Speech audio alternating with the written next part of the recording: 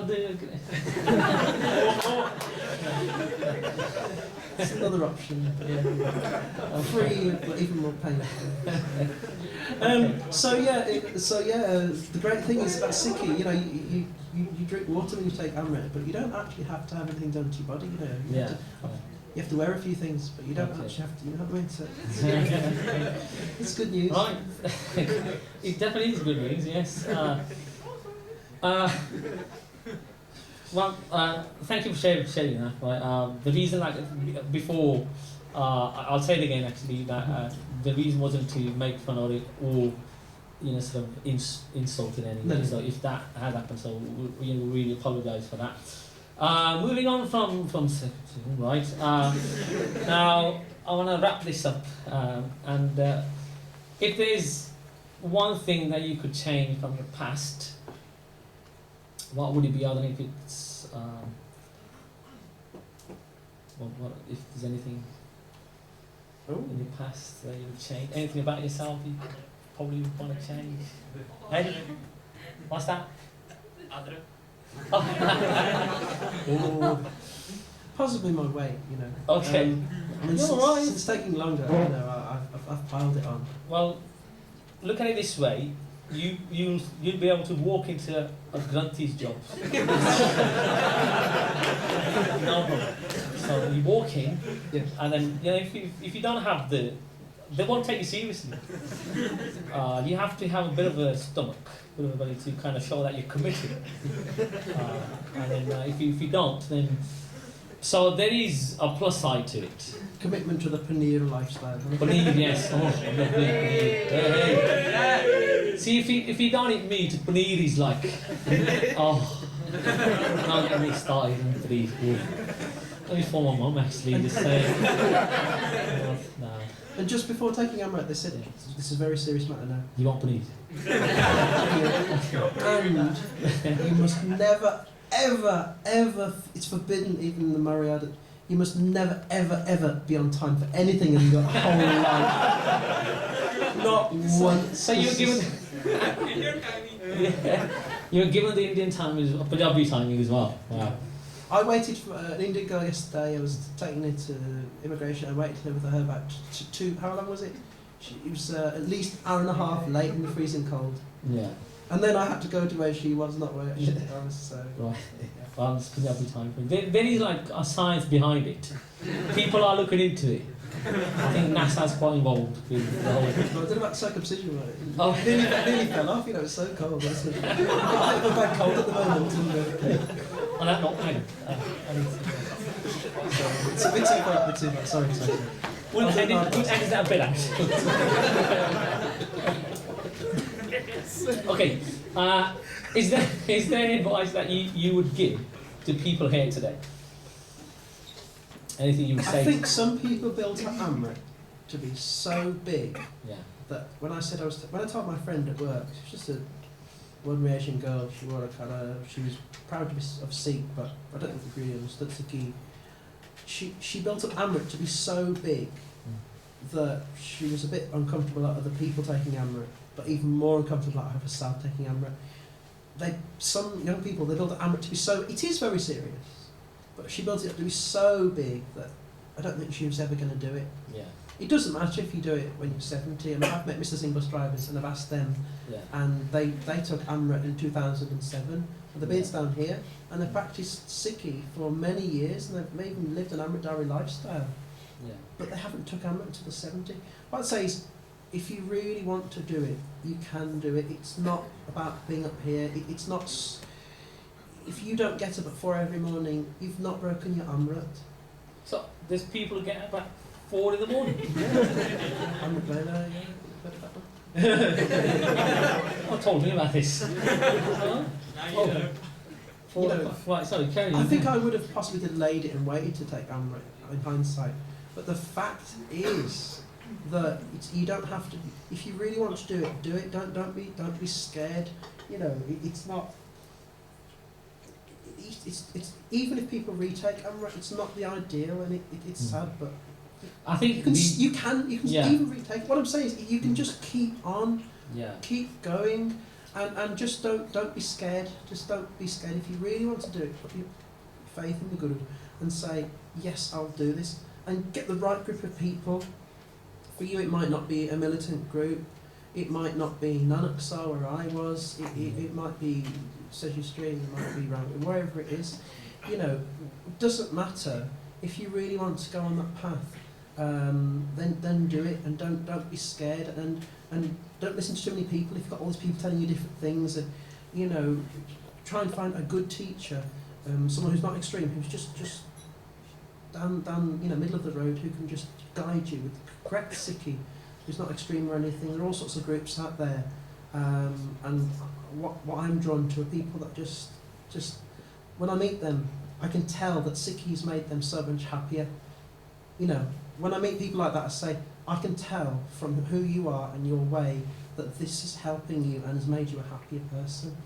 You know, they're the people I'm drawn to in Sikhi who will influence me. And don't put them on a pedestal, don't call them saints, don't say they're up here. They're just people that have influenced me, who've been very, very spiritual. And that's said a lot to me. That's given me a lot of inspiration, which is what this evening's about. Okay, thank you. Has anyone got any questions they would like to ask Linden? Because we've got conscious of the time, because we have got another 2 guests as well. So if you've got any questions for Linden, right? I think you've done a really good job there. There's no questions. Can I just say my Sikh name is Gyan. Oh yeah, because I was thinking. I haven't changed it on Facebook, so what it is legally, my name still is Linden, although the Singh is legal, I put the name. Yeah. But really, with people, you know, it's my name is Gyan Root. I know it's hard Gyan to remember. Gyan Root or Gyan. Okay. It's a bit big difference between Gyan Root and Linden, you know. Okay. They gave me Gaga, Haha, Hukamnama. Having 2 names is not a bad thing. You can sign on twice. You can have benefits. When I was in the police force, right, the amount of people, still it just says then that it said that. No, it's okay, that's alright. Yeah. My name is Jazz Singh, right? Yeah. And I put them yeah, exactly, or just J Singh, Jay Singh, or something like that. Yeah. And I try and run it through the box to try and find they've got criminal record. And guess what? There was no trace, because guess what? There were about 1 million Jazz Singhs. You know what I mean? Yeah. So I think that can be another reason. Yeah. Another reason. Guyana's quite unusual. So you could go and commit a crime and get caught. But yeah, there was always pluses with Sikh, yes. But yeah, seriously, my Sikh name is Gyan, so I try and use that, but it's hard because I don't know what to do with it. See, Gyan is quite distinct, so you probably will show up. On the list. Do you know why I chose that? I had to have G, and I wanted Gurdi, Gurpreet, beautiful names, beautiful meanings, and lots of old ladies that go to the and say, Boo Garman, So I went on a Sikh website that had Hindu names as well, so I saw Jogendra and all sorts of wonderful names. And I like that one. Sorry, I can't have that Hindu name. Oh, okay. Yeah. So in the end, I chose that one, and in the end, Baiji says, the Gurdwara, you may have that name, and people said you've got to listen to him, do what he says. So I chose Gyanru, but I was just going to have Gurdeep or something like that. It's got a beautiful meaning, and it's a nice name, but they just said the Auntie Jesus didn't allow it, and they kept calling me different names until I agreed not to have Gurdeep or something like that. Quite bossy. Well, Gurnaam Singh, it's been absolutely amazing speaking to you. I've kind of like, so basically there is still a lot that, we could probably still go on and talk about, and hopefully we'll get an opportunity in the future to do that. So thank you so much for being here and sharing your experiences. So could everybody just... Thank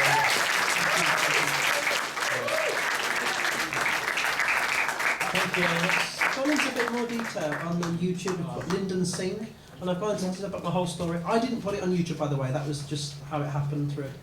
It's a long story, but anyway, I give I'll give a spiel on there about everything, and I did that for a reason, because I was asked to, and it'll give you an insight. So thank you very much anyway.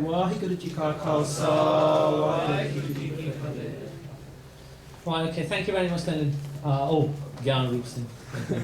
So, with that, I would like to invite our second guest, and I have known this person for quite a long time.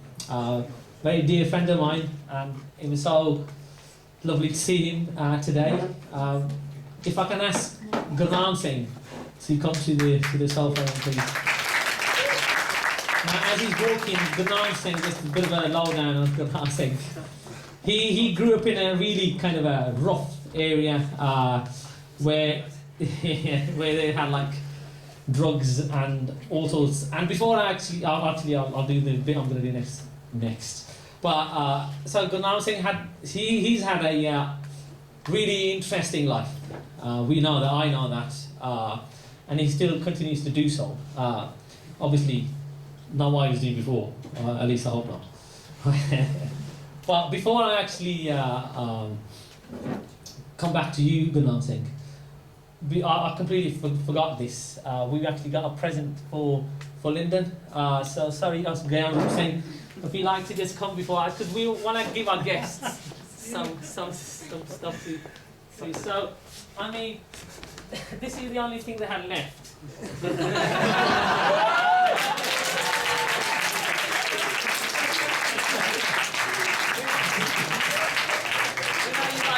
Ginger root extract. I know it's crazy, isn't it? The only bottle they had left, it was either that or alcohol. So Ginger beer, it's definitely not got the alcohol. so thank you. Thank you very much, Councillor.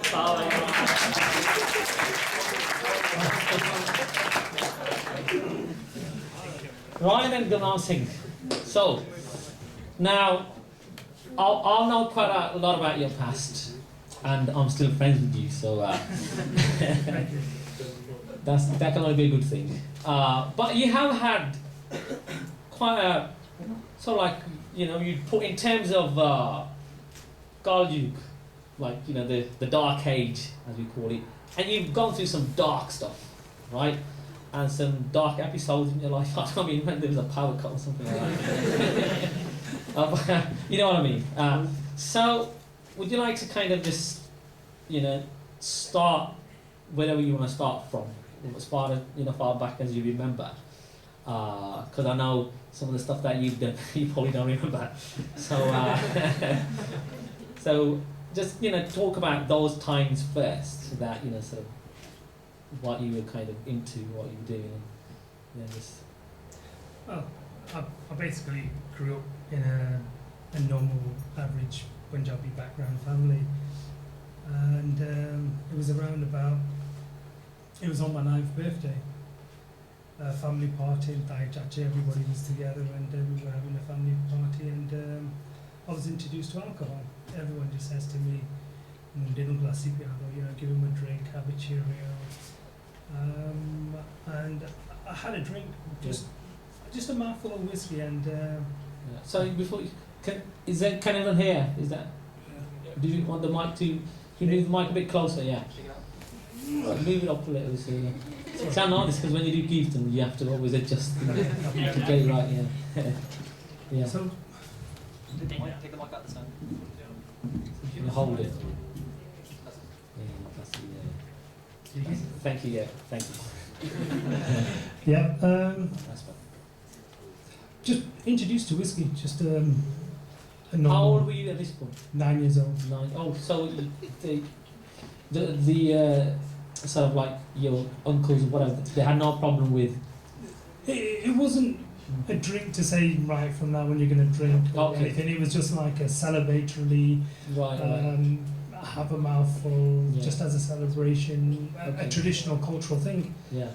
But that one event devastated my entire next 15 odd years. To me, I thought, wow, I'm sat down with my mum, me, my chachi and everything, and everybody's drinking. It was a male egotistic kind of thing, that general group of everybody drinking and singing songs and so forth. I took to it, I liked it. Every Punjabi house that I know of had a cabinet full of alcohol somewhere in the house. After that one drink of whiskey, I would occasionally go in there with my mossy and they will nick a can of beer or something and we'd drink it.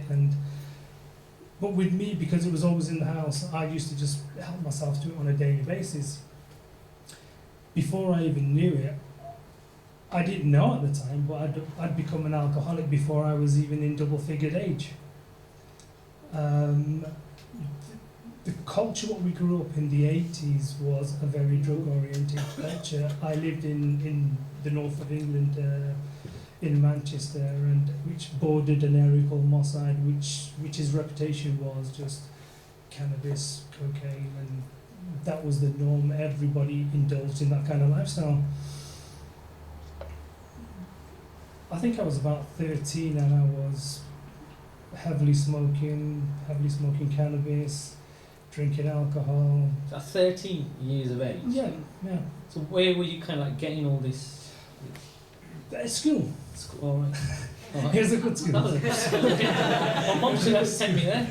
It was a good school. It was just the culture. At my school, we had to like kind of suck in the air from the exhausts to kind of like get anywhere near. I've never tried that. I tried a lot of things, but that sounds like a really maybe good school, man. in the future. Yeah. Any particular car or? No, just when you hooked on the stuff, you just want to, yeah. But anyway, so you get this, class A, would you say? I don't know how hard. Cannabis has always fluctuated in its. The government's never decided which class or where to put it in. But in the 80s, England was heavily flooded with cocaine and ecstasy. It was, everybody took cocaine like you would have a glass of Coke, go to the chippy or anything. It was cheaper than alcohol. As we were taking so much and growing up, not in a generally Punjabi environment, I mixed around with more Jamaican, Caucasian, different mixes of people. Anybody who was taking drugs really. Yeah. We started to think we can make some money out of this as well because we start selling to each other. So you were thinking of the future. I was thinking of the future. I was thinking you're taking drugs, but you still still that thinking of the Desi future. mentality, the Punjabi mentality. How can I take drugs and make money out of it as well? I like that. Not the drugs taking it. So making the money.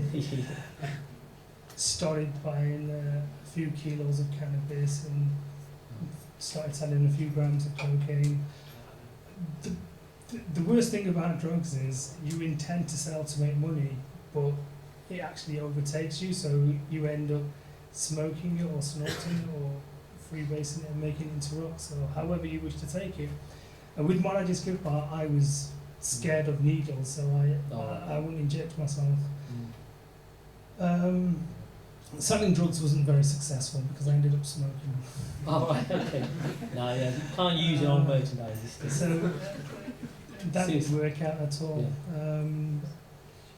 Then when that didn't work out, you're indebted to drug dealers, so you have to pay them because you got things on tick, and if you didn't, they weren't very nice people.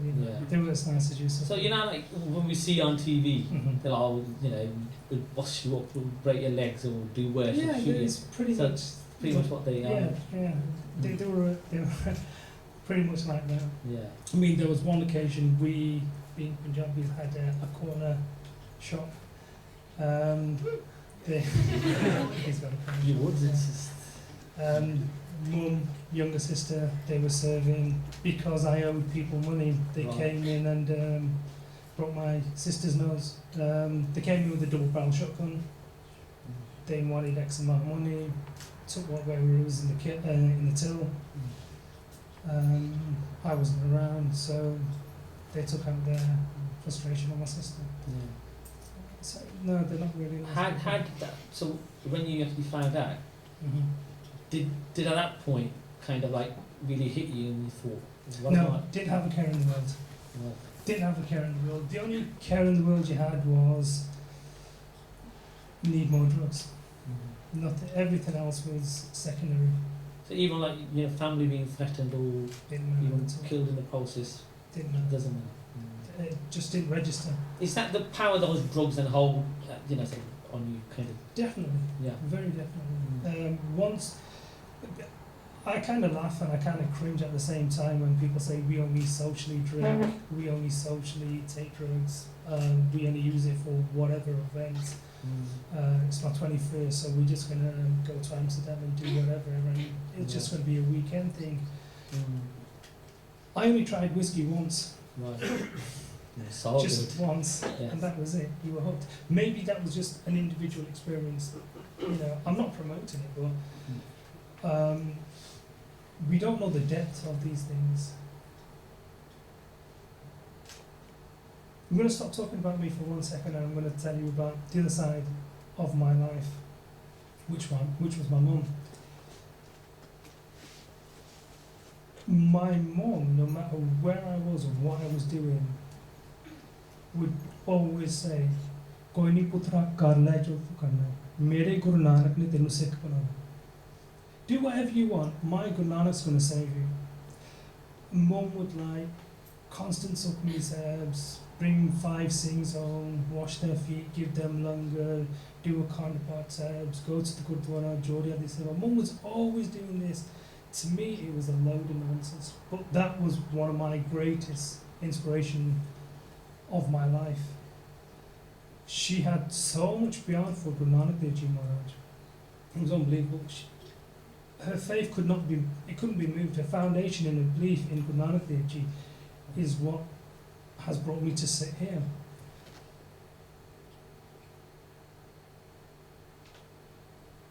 It came to a stage where I would do absolutely anything to get high. Steal from the house, steal from the family business, bully, intimidate, extortion, anyhow, petty stuff. You know, I wasn't a big gangster or anything, it was just a very cheap, nasty thief who needed to get high, nothing else. This happened until about 24 years old. And around in my 20s, my weight went down to 6 stones. I was just solid bone, no skin. What age was this? Did you? 20, 21, 22. So you only was 6 stone. Yeah, just Right. 6 stones. Couldn't get overweight because you just didn't eat. Right. When you take cocaine, you don't want food, you just eat. And if you can't get cocaine, you'll take anything else. Anything else. Alcohol, cannabis, anything, just as a substitute. It's weird when you actually get stoned, you lose stones. It's just it's weird. It's cargoes. No one understands. This is the side that, I mean, the movies glorify it. Everybody thinks it's very, you know, if you go to, don't know if Wolverhampton's got a kind of Broad Street kind of area. I mean, I know it's a big city now, Wolverhampton, but We've got some lights on this one. Basically, the street lights. Yeah. you know, like it's glamorized in movies, in the culture and everything. The flip side to it, people really don't see the domestic violence. I was very, very violent. Just to kind of share this as well. I've met your mum quite a few times occasionally, and she is very strong and very special lady. And whilst you were, you know, sort of doing all this, she knew what you were doing. But she sort of normally you try and tell your kid, and there'll be a point where you say, just, I don't want nothing to do with you. It's actually affecting our well-being. It's affecting the rest of the family. Just either get off it or just leave. Or Well, yeah, I mean, I left home in my teens because the devastating effect it was having. I've got 5 sisters and a younger brother as well, so it's in the Punjabi culture. It's like he's the oldest brother. Sisters aren't going to get married. If they look for a rista, they're going to say, okay, who is this guy? Who is this girl? Oh, it's her brother. Ah, right, okay, the druggie, blah, blah, blah. So the stigma came with it. So Mum asked me to leave. I went through staying around friends' houses. They'll put you up for a bit, but then because you have this, it's this hunger, and this hunger, I didn't know what it was. I was craving and trying anything and everything to get high. And the real thing I was thirsting for whilst going through this journey is Bhai. It was Bhai, it was Kirtan, it was Maharaj, it was the Shabad. I was going through this phase of trying to find out how to get, I was drowning, I was like gasping, I needed air and I didn't know where to get it. So my air became a substitute, which was any type of drug. Not living at home was very, very difficult stage in life. Being homeless isn't nice. Living in parks and on benches. Well, you in Wolverhampton, many people probably going to relate to that. Well, Sorry. these chaps couldn't, well, as you know, it's great fun in winter. It isn't good.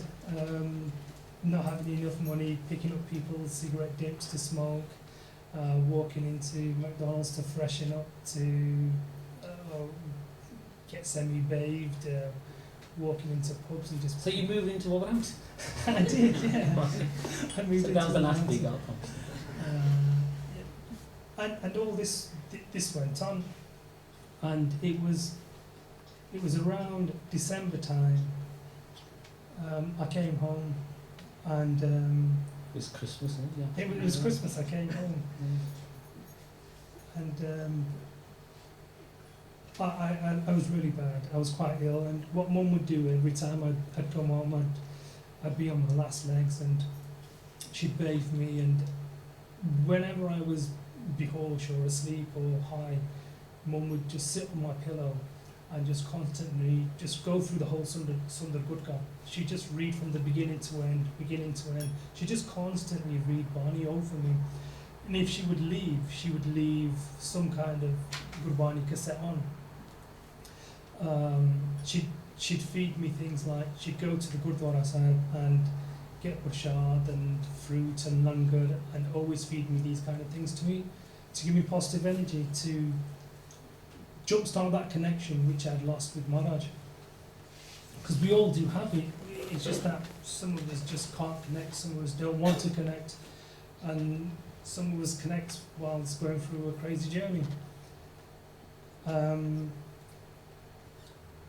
I got better, health-wise, still addicted, and I was ready to leave.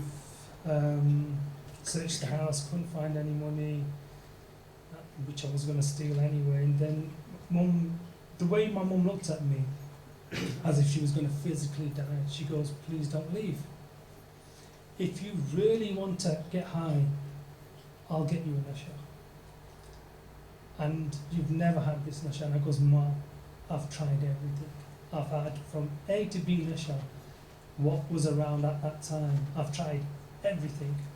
Uppers, downers, pills, speed, acid, methadone, heroin was terrible, didn't like it, cocaine took my life." And she was on nasha. The way she said it, if I had not said yes to her, she would have physically died. The way she emotionally said it, tears in her face, she was just an old lady who was just ready to drop.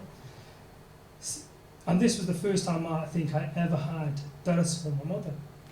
And I thought, well, Charlie, she's going to die if I say. So I lied. I says,